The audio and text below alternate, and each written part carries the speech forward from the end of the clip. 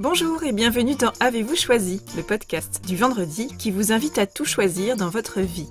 Je suis Oriane Savouré-Lucas, serial choisisseuse de ma vie. Dans la vie, j'ai les pieds sur terre, la tête dans les étoiles et je vous propose d'explorer avec curiosité le vaste et intrigant territoire du choix.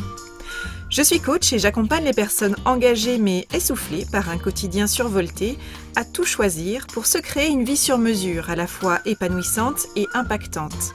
Ce podcast, c'est l'occasion pour moi de partager réflexions, questionnements, lectures, ressources qui m'inspirent pour choisir ma vie. Régulièrement, je vous propose de faire la connaissance d'une personne que je trouve inspirante dans son rapport au choix et je partage avec vous une conversation que j'ai eue avec cette belle personne et son précieux supplément d'âme. Une manière de poursuivre votre exploration du territoire du choix à travers la découverte d'un parcours singulier. Aujourd'hui, je vous propose de faire la connaissance de Manuel Malen, président et cofondateur de Courbet, première marque éthique et écologique de joaillerie française, créée en mai 2018. La première fois que j'ai rencontré Manuel, c'était à l'événement Think Bigger, organisé par le réseau d'entrepreneuriat au féminin Bouge ta boîte à Paris en janvier 2020. Alors j'ai déjà diffusé mes conversations avec la violoniste Marina Chiche et la magicienne Alexandra Duvivier, que j'ai également rencontrées lors de ces journées. Oui, cet événement était une véritable mine d'or de précieuses personnes au parcours varié, singulier et inspirant. Lors de cet événement, Manuel Malen a partagé sur scène durant quelques minutes une partie de son parcours ainsi que le récit des premiers pas de la jeune marque Courbet qui allie business et développement durable et qu'il a co-créé avec son associée Marianne Wartmeister. Le thème du choix était central dans son propos et j'ai beaucoup apprécié l'authenticité de Manuel, la clarté de ses propos, sa simplicité et sa hauteur de vue. À travers sa posture et ses paroles, je pressentais que Manuel Malen, ce passionné de rugby qui évolue depuis 25 ans dans l'univers du luxe, était un homme accessible, bienveillant et ouvert, vivant tout sauf hors sol, et très friand de bon sens et de rencontres simples et sincères. Alors j'ai eu envie d'en savoir davantage sur Manuel, sur Courbet et sur la place du choix dans tout ça. Manuel, qui a tout de suite accepté mon invitation dans Avez-vous choisi, m'a reçu dans les bureaux de Courbet, place Vendôme à Paris, en mars dernier. Dans ce bel espace lumineux, ouvert et chaleureux qui réunit l'ensemble de l'équipe, Manuel a accepté de répondre à mes questions sur la place du choix dans son parcours et dans l'aventure de la marque Courbet. L'aventure Courbet a démarré en mai 2018 avec pour ADN l'idée fondatrice que « sans le bien, le beau n'est rien ». Courbet, c'est l'histoire d'une marque de joaillerie audacieuse et alternative qui a osé hacker la place Vendôme et ses codes établis pour créer et proposer quelque chose de différent. Courbet, c'est le pari audacieux et écologique de l'innovation technologique au service du beau et dans le respect du savoir-faire joaillier.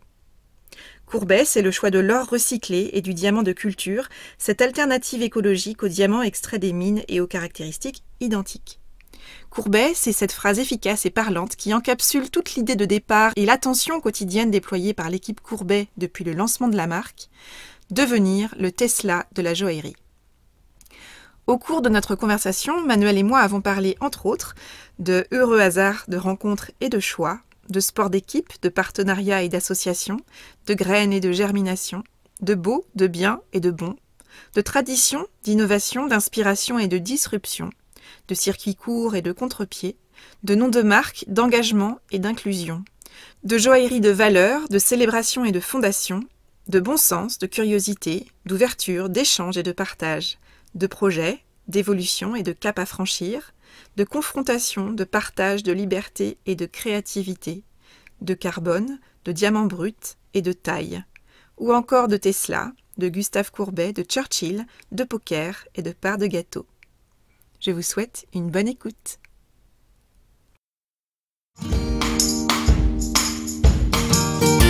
Manuel, bonjour. Bonjour. Merci beaucoup d'avoir accepté mon invitation dans Avez-vous choisi. Merci de m'accueillir place Vendôme, dans les locaux de Courbet, cette marque donc, de joaillerie qui a été créée il y a bientôt 2 ans maintenant. Oui, un peu moins de 2 ans, en mai 2018. Mai 2018, donc vous allez bientôt célébrer les 2 années. On va commencer à marcher, oui. Voilà. Et donc en fait, je t'ai découvert à travers une de tes interventions lors de l'événement Think Bigger à Paris. Et j'ai été très touchée par le récit que tu as fait de la création et de la genèse de la marque Courbet, et puis quelques éléments aussi de ton parcours qui m'ont interpellée. Et du coup, j'ai eu très envie qu'on puisse échanger davantage. Donc merci d'avoir accepté cet échange. Avec plaisir. Alors une première question, c'est comment la joaillerie est arrivée dans ta vie ? Oh, par pur hasard, vraiment. Enfin, c'est le luxe en général, parce que en fait, j'étais en école de commerce, comme beaucoup, et en fait, dans cette école de commerce, qui est l'Institut supérieur de commerce de Paris, il y avait des commissions, des associations, et moi, j'étais dans une association qui organisait un tournoi de golf et de tennis entre dirigeants et étudiants. Et j'étais vice-président de cette association, et puis on a fait ça à Biarritz. Et à Biarritz, un des dirigeants qui était là était le directeur financier de Cartier à l'époque, et il y avait également le chasseur de tête de Cartier. Et je joue au tennis avec eux, on s'est vachement bien entendu, et le jour où en fait Cartier a racheté Piaget-Beaumercier, qui était leur première grosse acquisition, c'est ce directeur financier qui a été nommé à la tête, et il m'a appelé, parce qu'on continue à se voir, et il m'a fait venir à Genève, donc je suis vraiment rentré grâce au sport. Donc le sport mène à la joaillerie, et au luxe. De toute évidence, mène à tout. Mène à tout en tous les cas. Ok. Et donc avec la création de Courbet, vous avez fait le choix, alors je dis vous parce que tu vas peut-être en parler, mais c'est une équipe, et puis c'est avec une associée. Vous avez fait le choix d'allier vraiment business et sens. Pourquoi et comment vous avez construit ce projet avec cette intention ? Alors, déjà, c'est effectivement, comme tu le disais là auparavant, déjà c'est un projet, je l'aurais jamais fait si Marianne Weichmeister, qui est mon associée, qui est suédoise, qui a dessiné l'ensemble des bijoux ici, mais elle ne fait pas que ça, heureusement. Elle est juste incroyable. Si elle n'avait pas été dans l'histoire. Donc ça, c'était vraiment important. Je ne l'aurais jamais fait tout seul. Ça, c'était la première chose. Et ensuite, comment on en est venu à ça ? J'ai envie de dire un peu par hasard, encore une histoire de rencontre. Et en fait, moi, quand j'étais dans une autre marque, j'ai un de mes fournisseurs qui est quelqu'un qui travaille pour la Place Vendôme depuis 3 générations. Qui fait vraiment, c'est un artisan très, très reconnu, et qui me dit, écoute, je vais voir quelqu'un à Anvers qui fait du diamant de laboratoire, ça ne dirait pas de venir. Je dis, écoute, moi je veux bien, mais moi je ne suis pas gémologue, hein, je vais rien comprendre. Il dit, mais moi je suis gémologue, tu ne connais pas Anvers, viens, ça va être sympa. Donc on va à Anvers, on prend le train, on va à Anvers, et durant toute l'heure qu'on passe avec ce diamantaire sur place, j'ai mon pote à côté de moi, alors désolé des termes, qui durant toute l'heure de rendez-vous, il avait dit, putain, je dis, mais quoi Qu'est-ce qui se passe ? Et il me dit, écoute, c'est la même chose. Il dit, moi, je vois pas la différence avec un diamant naturel. Et puis, il dit, j'ai pris mes outils, je voulais pas que l'autre, il me fourgue son testeur, son machin, son truc. Et donc, il était juste abasourdi. Et en fait, quand on est revenu en train d'Anvers, il m'a dit, écoute, Manu, moi, je pense que c'est l'avenir.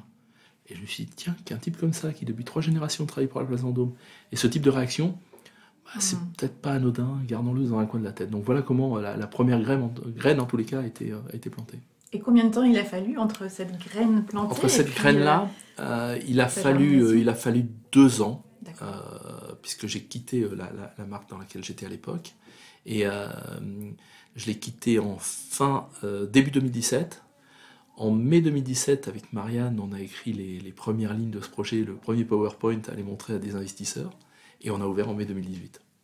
Donc voilà. En gros, entre l'idée, un an et demi. Un an et demi, 2 ans, mais une grosse année en tous les cas pour mettre tout sur le papier et puis commencer les premiers rendez-vous. La première fois que je t'ai entendu parler de Courbet, tu as évoqué le fait que vous souhaitiez en faire la Tesla de la joaillerie. Oui.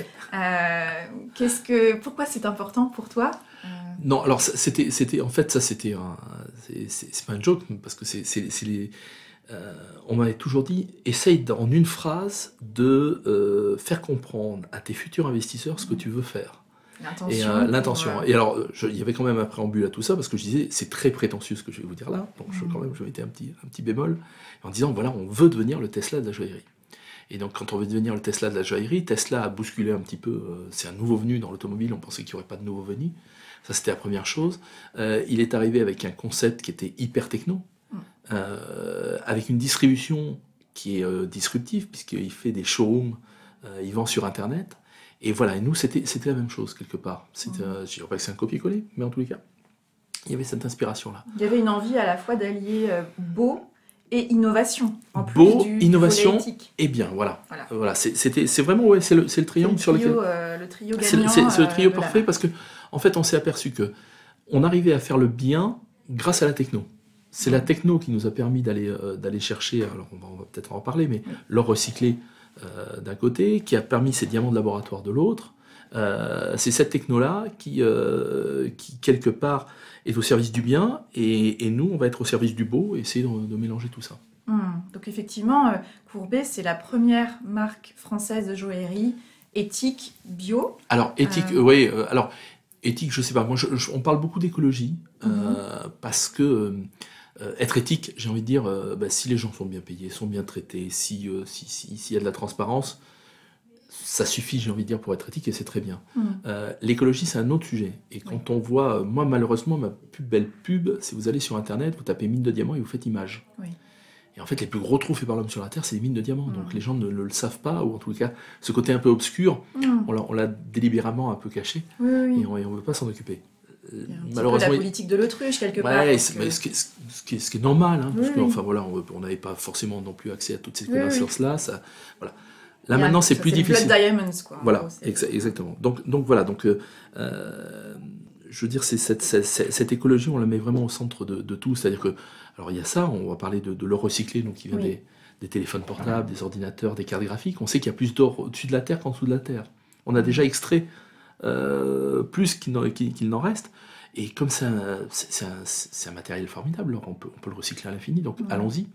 Et nous, toute l'idée, c'était de faire venir, quelque part, l'idée de base, avec Marianne, qui nous faisait un petit peu rêver, c'était de dire, tiens, cet or qui, grâce à des systèmes de recyclage hyper complexes, c'est vraiment de la techno, parce qu'il recycle tout, qui vient des téléphones portables, d'ordinateurs, donc de la techno, ce diamant qui se fait en laboratoire, où on reproduit à l'identique les conditions dans lesquelles ça s'est passé il y a des millions d'années, mais dans un laboratoire, ces deux produits-là arrivent sur l'établi de quelqu'un qui est là depuis 3-4 générations et qui fait, avec un savoir-faire incroyable, la même chose. Et on trouvait ça assez marrant, ce contraste entre l'établi, quelque part, et cette techno. Et ça avait du sens pour nous, en tous les cas. Allier tradition et innovation. Ouais, et c'était possible de le faire. Et l'idée, c'est ça. Et c'est d'allier tradition, innovation, une distribution un peu différente. Donc voilà, d'être sur un circuit court en amont et en aval, ce qui nous permet d'avoir des prix plus intéressants, puisqu'on s'adresse directement au consommateur final, donc il y a moins d'intermédiaires. On travaille directement avec les laboratoires, ce qui fait que même si ce diamant de laboratoire, ce diamant de synthèse, qu'on appelle malheureusement synthèse aujourd'hui en France, ce diamant-là, il est plus cher à produire qu'à extraire, mais le fait qu'on soit en direct fait qu'on a des gains, on est à 40% moins cher, alors que c'est 3 fois plus cher à produire qu'à extraire. Donc c'est ça qui est assez formidable. Est-ce que ça a été long, laborieux, puisqu'on parle d'innovation, d'imaginer, de construire cette chaîne d'approvisionnement et de conception et de création? Non. On n'a pas trouvé ça compliqué. Alors, très souvent, quand on crée une marque écologique, entre guillemets, qui se veut écologique, la difficulté que l'on a, c'est qu'on est souvent obligé de faire des compromis. Esthétique, qualité, etc. Nous, la chance que l'on avait, c'est qu'on n'a que de l'or et des diamants. C'est juste deux matériaux. À partir du moment où on sait que ces deux matériaux sont écologiques, ou sont beaucoup plus écologiques que leurs alter ego naturels, c'est facile. Donc voilà. Ensuite, la difficulté, elle n'est pas de le faire, c'est de le faire savoir. C'est de l'expliquer. C'est ça qui est compliqué. Parce que ça demande du temps, ça demande de l'argent. On n'a pas que de la bienveillance autour de nous sur ce genre de sujet, il faut bien imaginer. Ça bouscule un peu. C'est vrai que ce diamant-là stigmatise un peu l'autre. Parce que quand on dit qu'il y en a un qui est écologique, ça veut dire que l'autre ne l'est pas. Donc voilà. Maintenant, nous, l'idée, une fois de plus, on n'a pas un discours on n'est pas un discours d'ayatollah sur le sujet. On a un discours qui est très respectueux. Il y a une alternative. Elle n'existait pas il y a encore quelques années. On vous la présente. On voulait choisir. Après, le produit peut ne pas vous plaire non plus. C'est-à-dire l'esthétique peut ne pas vous plaire, et je peux le comprendre, il n'y a pas de souci. Maintenant, vous avez le choix, en tous les cas. Voilà. Oui, puis il y a une approche très holistique qui a été aussi très construite, qui a été pensée en amont, y compris dans un élément clé quand on crée une nouvelle marque, qui est le choix du nom, de la marque. Est-ce que tu peux nous dire un petit peu la genèse de ce choix, que j'ai trouvé très joli? La genèse est assez sympa. En fait, l'idée, c'était de dire, la joaillerie, historiquement, elle est française. C'est un petit cocorico sur le sujet. Donc on voulait un nom français. Alors, on vient place Vendôme en plus, donc nous, on vient bousculer. On préférait être dans l'œil du cyclone qu'à sa périphérie si on voulait changer les choses, donc voilà. Et en fait, on voulait un nom français. Et on s'est dit, ça serait formidable si on avait un nom français qui a en plus une connotation artistique, voire disruptive. Ça serait juste génial. Ben, on a fait un truc tout simple avec un de mes collaborateurs. Je lui ai dit, toi, tu prends les lettres de A à J, moi, je prends les autres lettres, et on regarde tout.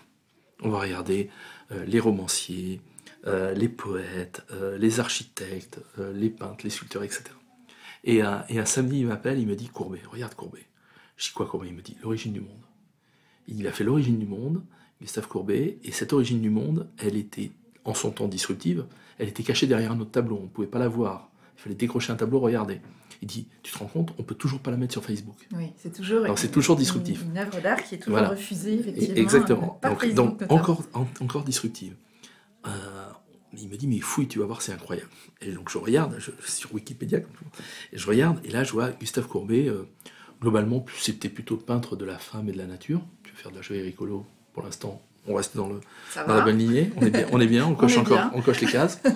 Et enfin, Gustave Courbet, en 1871, il est communard et haut placé dans la commune de Paris, cette période un peu compliquée politiquement, et c'est lui qui fait démonter la colonne Vendôme.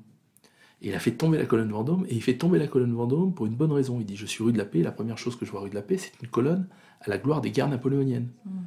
Non. Et donc, quelqu'un qui a voulu changer la place Vendôme pour une bonne raison, on a trouvé que ça avait du sens.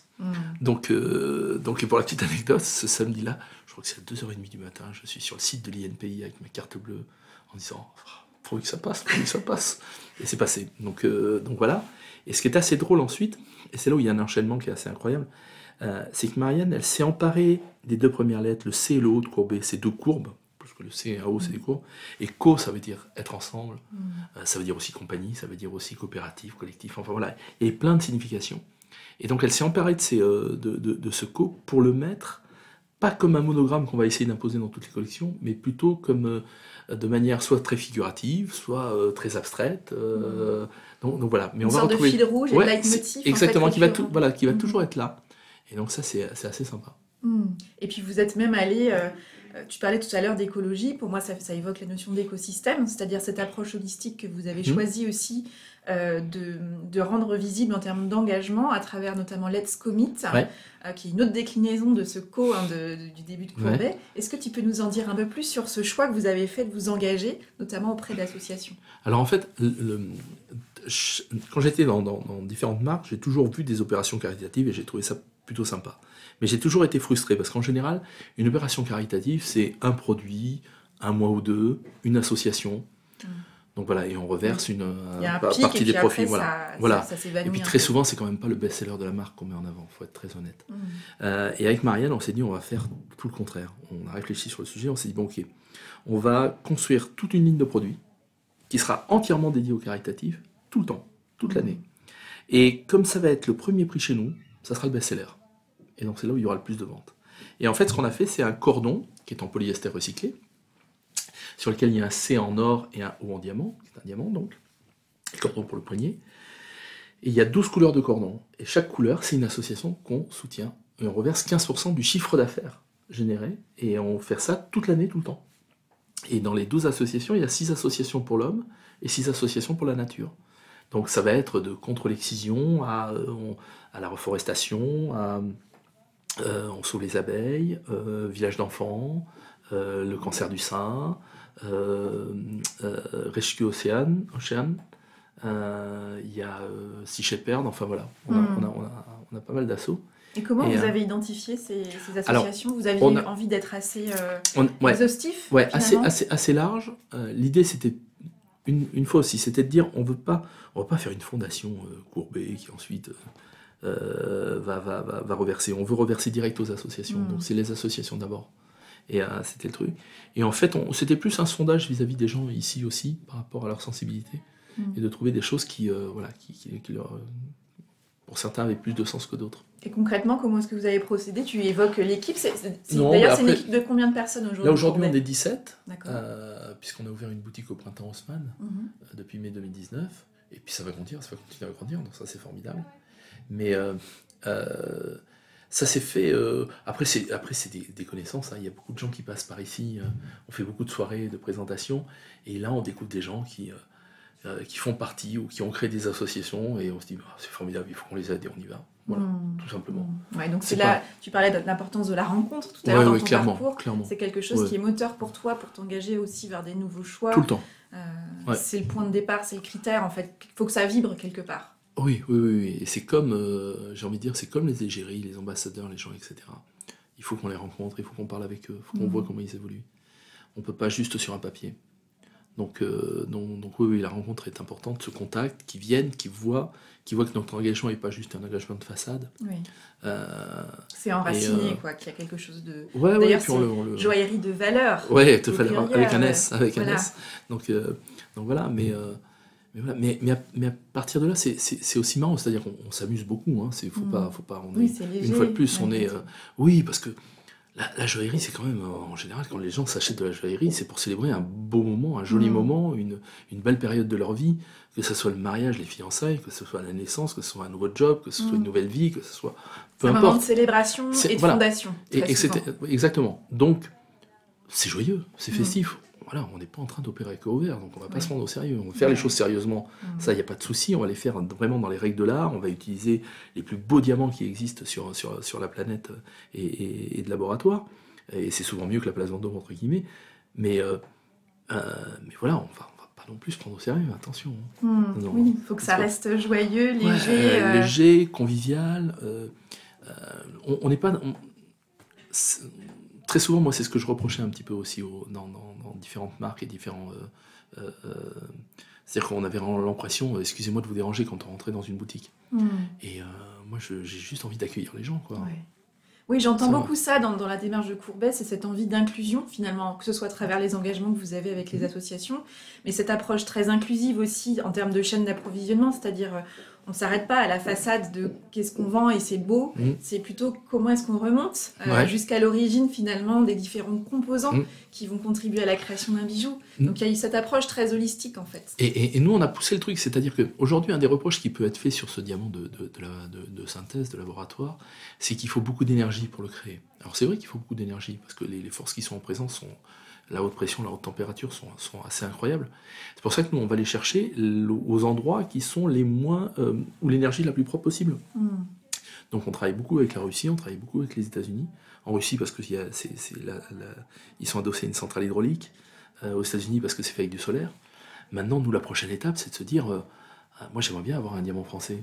J'aimerais bien avoir quelque chose. Donc c'est vrai qu'on travaille avec une chercheuse du CNRS depuis quelques années sur le sujet, qui a monté sa structure, qui s'appelle Diam Concept, et avec lequel on collabore, et elle devrait monter une manufacture de diamants très bientôt en France. Donc ça va être formidable. Ouais. Donc des beaux projets encore en perspective. Tu as parlé tout à l'heure de l'importance des rencontres, et il y a une rencontre qui visiblement a été fondatrice de ce projet, cette rencontre avec Marianne, dont tu as parlé plus... Quand je t'ai rencontré, c'était déjà quelqu'un que tu as mis en avant sur le volet de conception-création qui est son cœur, mais ça serait presque réducteur. Enfin, sincèrement, c'est réducteur si on la cantonnait juste à ça. Parce que aujourd'hui... Marianne, moi, je l'ai connue quand j'étais dans une autre marque, parce qu'on cherchait une bague avec des spécificités, et elle avait créé ce concept de... C'était des bagues interchangeables, avec des pierres interchangeables. C'est comme ça que je l'ai connue, et elle vient pas de ce milieu-là. Et quelque part, moi, c'est ce que je reprochais toujours. C'est l'anecdote, mais je dis souvent, des designers, j'en ai vu quand même quelques-uns, et au bout d'un moment, je les ai toujours trouvés un peu trop perchés pour moi. Très proches des étoiles, et très éloignés. C'est clairement hors sol. Et Marianne, elle est tout sauf hors sol, mais elle a aussi un parcours qui est tellement incroyable, parce qu'elle a fait 14 ans de Procter & Gamble et McKinsey, ensuite elle a créé une boîte de téléphonie en Suède qu'elle a revendue, ensuite elle a créé une école Montessori qui est depuis 4 ans la meilleure école de Suède, et ensuite elle s'est mise à faire du design. Et quelque part, c'est toute son expérience qui enrichit tout ça, et elle a cette humilité incroyable sur les produits, qui est quand même vachement agréable, quoi. Quand on travaille avec elle, c'est ça. Et une fois de plus, ça serait réducteur de ne parler que design avec elle, parce que tout le reste, clairement, est présent, et heureusement. Puis on entend que c'est un parcours qui parle d'éclectisme et donc de curiosité, d'être tourné super vers ouvert, l'extérieur. Et... Ouvert au monde, ouvert aux solutions. Aux possibles. Exactement. Solutions. et une fois de plus, hein, pas braqué ou pas cantonné dans ces trucs. Donc on est vachement dans l'échange, et ça c'est vraiment... mais je veux dire, elle est aussi forte en finance, en marketing, en communication. Donc moi c'est la perle rare que j'ai eue. C'est un diamant. Un diamant. Voilà. Et justement, j'entends ça, cette envie justement de ne pas être dans l'entre-soi, finalement. C'est ce côté qui peut-être t'a gêné dans d'autres marques précédemment. En tout cas, cette envie d'être dans l'inclusion de profils variés et de ne pas rester avec ce risque justement d'être rapidement hors sol quand on est dans l'entre-soi. Oui, et puis je pense que malheureusement, le luxe, tout de suite, les gens, ça brille et ils voient des étoiles un petit peu partout. Voilà, j'ai eu beaucoup de chance de servir des marques et pas forcément être au service des marques. Et voilà, c'est pas mon caractère. Sportif, moi, j'ai joué au rugby pendant longtemps. Et donc, quelque part, pour moi, la vie, c'est un sport d'équipe, quoi. Donc, il n'y avait même pas photo. Oui, et puis en plus, ce que j'entends, c'est que puisque dans la joaillerie, c'est effectivement avoir quelque part la tête dans les étoiles et proposer ces étoiles et ces sphères un peu qui brillent, etc., ça nécessite d'autant plus d'avoir les pieds ancrés et bien enracinés. Puis du bon sens. Franchement, c'est ce qui me manque le plus, quoi. C'est incroyable, c'est le bon sens. Donc voilà, je dis pas qu'on a tout fait juste. Hein. Là, durant les 20 mois d'existence, on a fait plein d'erreurs, mais je pense qu'on a eu l'humilité ou le bon sens d'écouter ce que nous disaient les gens, et donc si on voyait pas nos erreurs, en tous les cas, on les a fait sentir, et de les accepter et essayer de les corriger.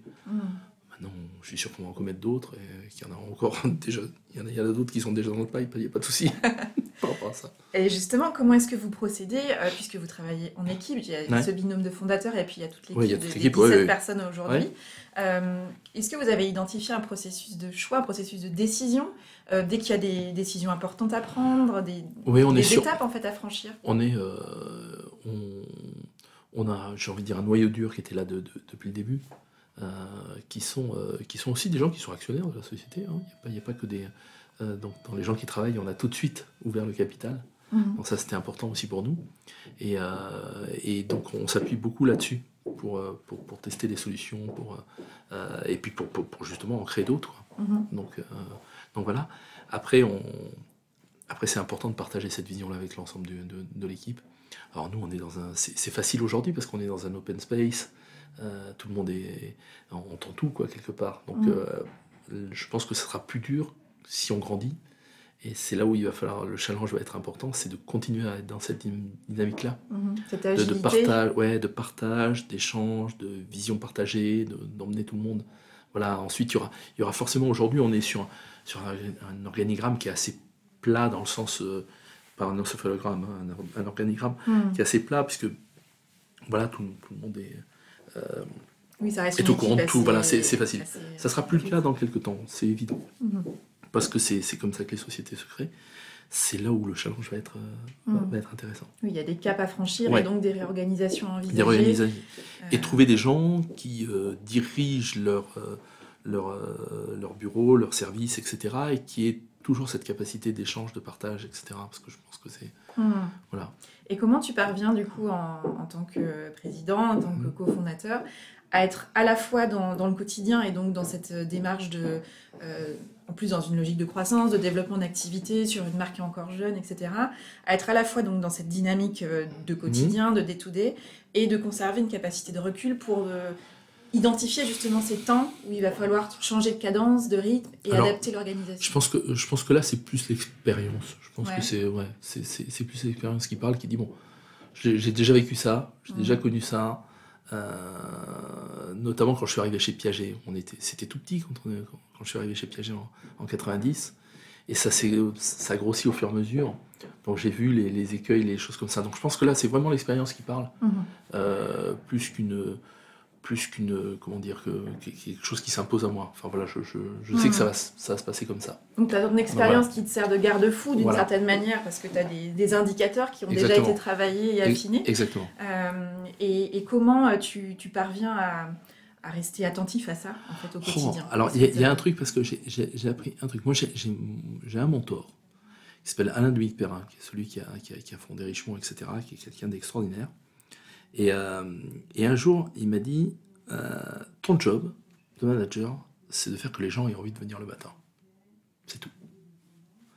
Et effectivement, c'est ça. Alors, ça veut dire plein de choses. Ça veut dire que, effectivement, il faut qu'on se soucie des gens, les écouter, leur parler, plein de choses.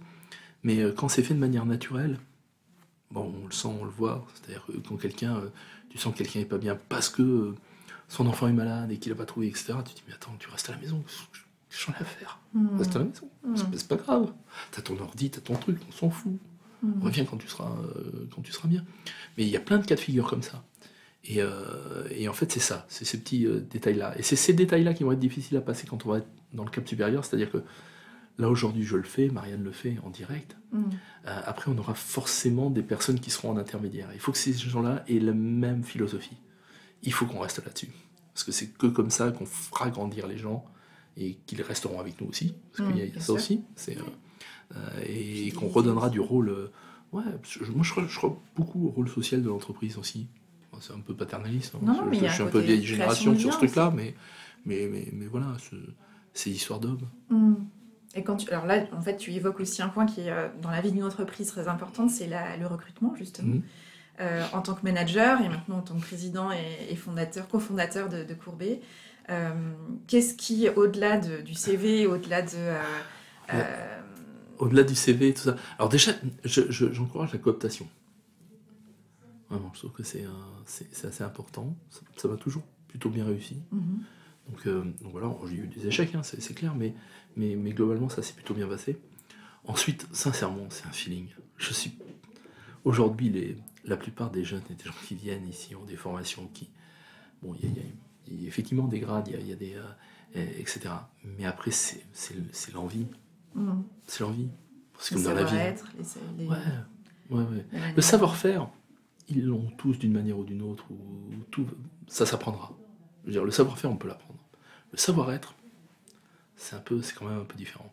Et nous, c'est-à-dire que, par exemple, les gens qui travaillent à la vente chez nous, on a fait exprès de dire, moi, je veux pas mettre de commission dans une boutique où chacun va se tirer la bourre pour ses commissions.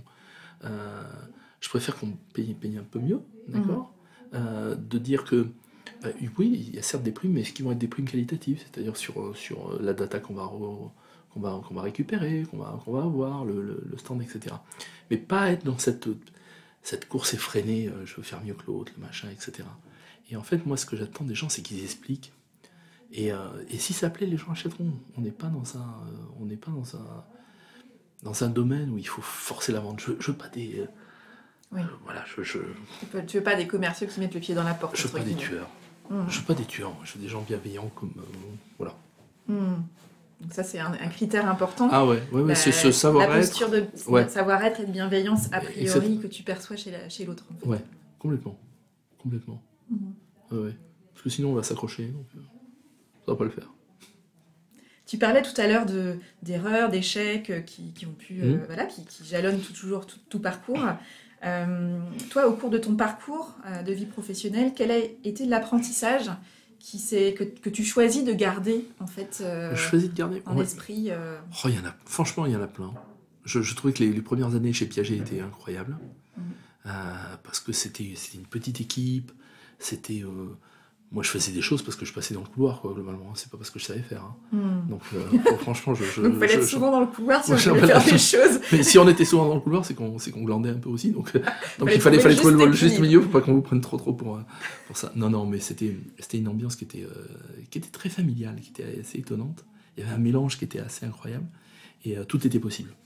Et ça c'est des années juste incroyables. Non, partout où je suis passé... J'en ai plutôt retiré des expériences, en tous les cas. Enfin, en tous les cas, j'en garde que le meilleur. Voilà. Et puis, mais même quand ça peut bien passer, hein, ça veut dire qu'il y a des choses que j'ai pas bien su faire et j'ai pu en tous les cas me mettre le doigt dessus et essayer de pas le reproduire. C'est ça, c'est donc de transformer l'échec non pas en point d'arrivée, mais comme de la matière qu'on transforme comme du carbone en... Exactement. On va essayer de le faire. Alors, je suis loin du diamant encore, hein, parce qu'il me reste encore du travail. Mais ça s'affine. Mais on va dire que c'est du diamant brut encore, il faut le tailler. Donc voilà, mais c'est c'est ça. Ouais. J'ai plutôt tendance à regarder devant que derrière, quoi qu'il arrive. mais tout en sachant qu'il faut effectivement comprendre ce qui s'est passé pour ne Oui. pas le reproduire. Oui, c'est ça, puis de capitaliser, Ouais. en fait. De pas, J'ai une phrase, j'aime bien, il y a une phrase qui était Churchill, je crois, qui disait « Celui qui ne connaît pas son histoire est condamné à la revivre ». Et je pense que ça s'applique même aujourd'hui. Et alors, quand tu es intervenu sur la scène de l'événement Think Bigger, il y a 2 moments où tu as partagé des éléments et qui m'ont fait, moi, naître une question. Tu as parlé de ta gourmandise et du fait que toi, quand tu mangeais, il fallait que ce soit avant tout beau, et puis Non, après, non, dans un second, non. et bon, et Voilà. ensuite bio. Mais surtout pas d'abord bio, et après, Ouais, on voit si c'est beau et bien. C'était pour illustrer le fait d'être dans... On est dans un milieu où le beau prévaut malgré tout. Oui, bien sûr. Et il ne faut pas se tromper dans l'ordre. Et effectivement, je disais, c'est comme la nourriture et le bio. Et en disant, moi, effectivement, si c'est bon et bio, je mange avec plaisir. Si c'est pas bon et bio, je mange pas bio, je m'en fous. Donc voilà, je vais être plus épicurien sur le sujet que l'esthète et l'ayatollah du goût. Voilà. Et puis le deuxième point qui m'a titillé, c'est quand tu as évoqué le fait que un conseil que tu donnais, ou un point de vigilance, c'était ne soyez jamais minoritaire dans une démarche. Oui, ça c'est aussi une... Ouais, ça c'est aussi l'expérience. Hein. C'est une mauvaise expérience passée qui fait que j'ai compris qu'on ne pouvait pas diriger une marque si on n'avait pas la liberté. Ça ne veut pas dire qu'il ne faut pas du contrôle, hein, une fois de plus. Hein. C'est très bien qu'il y ait un comité stratégique, un conseil, qu'on puisse se confronter. Mais l'épée de Damoclès du minoritaire, et en tous les cas du dirigeant minoritaire, et je vais essayer autant que faire se peut de l'éviter. Et donc tout ça, moi, ça me fait naître une question. Comment est-ce que, selon toi, on fait pour choisir sa part de gâteau, en fait, pour que ce soit juste? Pour que ça soit juste, pour que ça soit juste, il m'apparaît évident que Marianne et moi devons être majoritaires à 2. Parce qu'on a mené le projet, parce qu'on l'a créé, parce qu'on a aussi fait all-in, hein, comme au poker, hein, on a allongé au départ. On a fait d'énormes sacrifices, que ce soit financier, que ce soit notre temps, Donc je me sens très très à l'aise avec ça. Ce qui n'était pas forcément le cas avant, hein, c'est-à-dire que c'est un peu, j'ai envie de dire, c'est comme passer du stade de, pas de l'imposteur, mais en se disant, non, finalement, non, j'ai une valeur, quoi.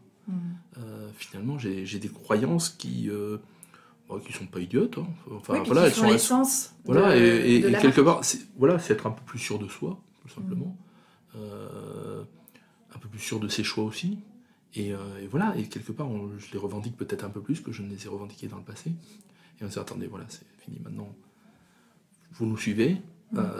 L'idée, c'est une fois de plus, hein, c'est pas de profiter de vous et on vous écoutera et voilà. Mais par contre, il y a une condition, c'est que je veux être libre. Voilà. Et alors justement, avec le temps, avec l'expérience, avec ce temps qui permet d'affiner finalement la connaissance de soi et donc son positionnement dans plein de situations professionnelles, personnelles, est-ce que tu es parvenu à identifier des ingrédients et des critères qui te permettent de faire un choix le plus juste possible pour toi? Le choix le plus juste pour moi, là, c'est l'association. Je sais que tout seul, j'ai trop de faiblesses, quelque part. J'ai des vraies croyances, j'ai des vrais trucs, mais quelque part, j'ai besoin de cette association. Elle me tire vers le haut, et quelque part, elle est vraiment comme des vases communicants, quoi. Quand ça va pas... il y a une forme d'émulation. Il y a une forme d'émulation, de partage des soucis, de partage aussi des réussites, évidemment. Mais moi, j'ai besoin de ce truc-là, de confrontation. Hein. Il y a aussi de la confrontation, bien évidemment. Puis la confrontation, c'est faire front avec. C'est pas forcément être dans le exactement. Dans le combat. Et j'ai envie de dire, je trouve que j'ai beaucoup de chance avec Marianne, franchement. Et c'est quoi les prochains grands choix qui vous attendent là de manière imminente c'est d'aller en Chine. En Chine. Ouais, c'est d'aller en Chine. C'est comment y aller, avec qui on sait maintenant, puisqu'on va annoncer en mars une très jolie levée de fonds, et on a quelques investisseurs qui vont nous aider à aller en Chine. Mais ensuite, c'est de ne pas se tromper sur la communication qu'on va faire là-bas, sur est-ce qu'on va y aller qu'en digital, est-ce qu'il faut un petit peu de ce qu'on appelle de brick and mortar, c'est-à-dire est-ce qu'il faut des showrooms, est-ce qu'il faut des boutiques, pas sûr. Voilà, est-ce qu'on va réussir à faire passer le message du diamant de laboratoire là-bas? Toute l'éducation qu'on fait aujourd'hui ici, est-ce qu'on arrivera à la retrouver là-bas? Mais c'est peut-être pas les mêmes axes qu'il faut prendre. Donc voilà, c'est ce genre de choses. Avec tous les enjeux interculturels que ça peut générer. Ça, sur les produits aussi. Savoir s'il y a une chose qu'on a appris là, c'est que sur les 20 derniers mois, on a beaucoup parlé de la marque, on a beaucoup parlé du concept, on a beaucoup parlé du diamant, mais on a très peu parlé des produits. Et ça, c'est un vrai sujet. Et si on est une marque, c'est quand même ces produits qui sont intéressants et qui sont reconnaissables et qui vont être associés à la marque. Donc on sait que ça, c'est la prochaine étape qu'on a raté un peu, mais qu'on veut récupérer maintenant. Ça, c'est la première chose. Mais on ne veut pas faire la même erreur en Chine. Donc il va falloir trouver le bon... Voilà, le bon équilibre, le bon dosage. Le bon dosage entre la marque, le diamant, les produits, voilà, toutes ces choses-là. De beaux ça va être passionnant. Ouais, ça va être passionnant. C'est clairement passionnant. Non, c'est formidable. Nous, on est très... Et quelque part, il y a ça, et dans un challenge qui sera plutôt à moyen terme, qui est de dire, ok, l'écologie, aujourd'hui, c'est notre différenciation. J'espère que ça ne sera plus le cas dans 3-4 ans. C'est-à-dire qu'il y aura d'autres marques qui seront arrivées sur le sujet, et des grosses marques qui seront arrivées sur le sujet. Et tant mieux. Ça fera toujours nous les premiers, donc c'est pas très grave. Mais surtout, donc, ça voudra dire qu'il faudra qu'on ait d'autres points de différenciation. Et quelque part, avec Marianne, et Marianne est fer de lance sur le sujet, qui est de dire, c'est la techno qui nous a amené à tout ça. Donc c'est peut-être avec la techno qu'on va essayer de poursuivre l'expérience. Ouais, exactement. Et il y a des choses assez incroyables à faire. Mais il faut regarder autour de soi, quoi. Rester curieux, rester ouvert. Tout le temps. Ouais. Ça, c'est un vrai plaisir, parce qu'on est tous les deux sur la même longueur d'onde, et le moindre truc qu'on... Là, on a rencontré une boîte française qui est une fille qui a monté ça, la boîte s'appelle Séricine, et qui fait tisser des vers à soie d'une autre manière, sans tuer les vers à soie. Enfin, c'est incroyable. Elle a un truc qui est dément. Et on se dit, tiens, comment on pourrait l'utiliser? Qu'est-ce qu'on pourrait en faire? Il y a un espace de créativité infinie. Ouais, qui est fantastique. Il n'y a pas de limite. Qui est fantastique. Donc voilà. Bah écoute, merci beaucoup pour ton temps, Manuel. Merci. Et puis je souhaite un avenir scintillant et très enraciné. Brillant. À Courbet, et brillant. Merci beaucoup. Merci, c'est Manuel. Gentil. Merci, Ariane. Un grand merci à Manuel pour son accueil chaleureux et généreux et pour ce chouette moment partagé avec une souriante simplicité autour d'un bon café. La démarche d'une marque comme Courbet nous invite, je crois, à élargir toujours davantage notre conscience de l'impact de nos choix de consommation sur la planète, et ce, dans tous les domaines. La marque Courbet taille sa route et creuse son sillon, forte de sa couleur purement singulière, avec conscience et clarté. Avec sa manière de réinventer les codes d'un univers tout en préservant un précieux savoir-faire, la marque Courbet a, j'en suis sûre, un avenir d'un éclat profond et rayonnant devant elle. Et vous, que vous a inspiré cette conversation? Je vous invite à identifier l'idée, la phrase ou le mot peut-être que vous choisissez d'en retenir. Avec quoi de nouveau repartez-vous de cette conversation? Quel est le petit pas que vous pouvez planifier dans les prochains jours pour mettre en œuvre dans votre quotidien ce qui vous a inspiré? Si vous souhaitez découvrir plus avant la marque et les créations Courbet, alors rendez-vous sur courbet.com. Voilà, c'est tout pour aujourd'hui. Vous retrouverez cet épisode sur le site orianesavoureluca.com. Si vous aimez ce que je vous propose et que vous voulez faire partie de cette aventure audio, abonnez-vous à la newsletter de Avez-vous choisi afin d'être alerté dès la publication d'un nouvel épisode. Si vous souhaitez soutenir ce projet de façon bienveillante et efficace, je vous invite à faire connaître Avez-vous choisi à celles et ceux qui vous sont chers et que l'idée de tout choisir dans leur vie pourrait réjouir. Vous pouvez partager votre enthousiasme par écrit en déposant un avis sur le site, sur la page Facebook ou la chaîne YouTube Avez-vous choisi, ou encore une constellation de 5 étoiles sur votre application de podcast préférée. Je vous souhaite une bonne semaine et je vous donne rendez-vous vendredi prochain pour un nouvel épisode. Et d'ici là, et si vous choisissiez tout ?